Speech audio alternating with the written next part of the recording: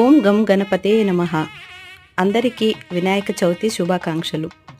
వినాయక చవితి రోజు సాయంత్రం పూట ఇలా వెంకన్న పాదాలు వేయటం అనేది మాకు అమ్మ వాళ్ళ ఇంటి నుండి వచ్చిందండి. ప్రతి ఒక్కరం కూడా తెలంగాణలో దాదాపు అందరూ వేస్తూ ఉంటారు.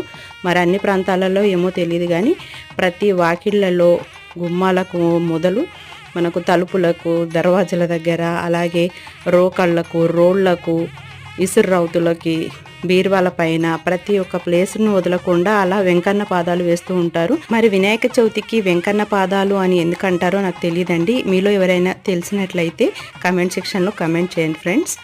ఇలా ప్రతి చోట కూడా వేయటం అనేది ఆనవాయితీ.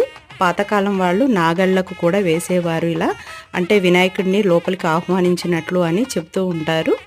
ఇది వెంకన్న పాదాలు అని అంటారండి. ఓం గణపతయే నమః. వీడియో కనుక నచ్చినట్లయితే లైక్ చేయండి, షేర్ చేయండి.